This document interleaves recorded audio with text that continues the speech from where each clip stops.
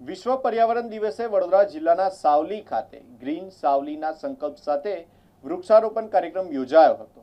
સાવલીના ધારાસભ્ય કેતન ઇનામદાર, નગરપાલિકાના હોદ્દેદારો તેમજ નગરસેવકોની ઉપસ્થિતિ અને આગેવાનોની હાજરીમાં મુવાલ રોડ પર આવેલા ગોવર્ધન ગૌશાળા ખાતે વૃક્ષારોપણ કરવામાં આવ્યું છે। ગ્લોબલ વોર્મિંગ અને પર્યાવરણના વધતા પડકારોને ધ્યાનમાં રાખીને વધુમાં વધુ વૃક્ષો વાવવાના સંદેશ સાથે આ અભિયાનની શરૂઆત કરવામાં આવી હતી।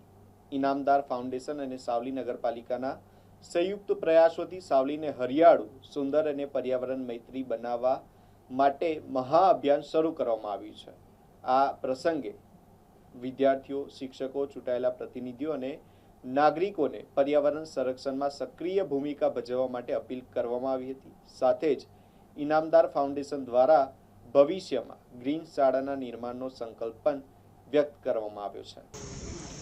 વિશ્વ પર્યાવરણ દિવસની તમામ દેશવાસીઓ, સાવલી, ડેસર તેમજ મારી વિધાનસભા ક્ષેત્રના તમામ લોકોને હું શુભેચ્છાઓ આપું છું।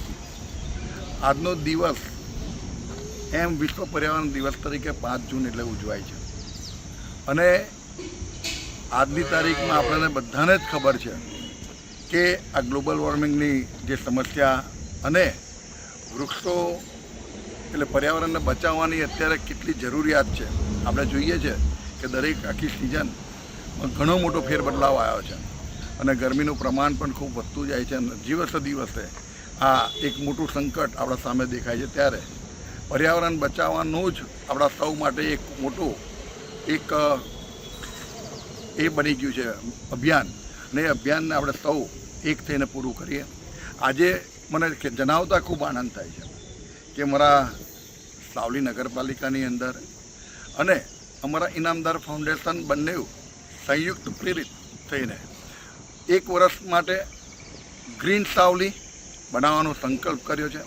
બંનેના સંયુક્ત પ્રયાસથી દરેક વોર્ડમાં, દરેક જગ્યા પર, ધાર્મિક જગ્યા હોય કે કોઈ પણ સરકારી જગ્યા હોય ત્યાં વૃક્ષો વાવીને 1 વર્ષની અંદર ગ્રીન સાવલીનો જે સંકલ્પ એ સંયુક્ત લીધો છે એ સંકલ્પ પૂરો કરવા પણ અમે બધા કટિબદ્ધ છે।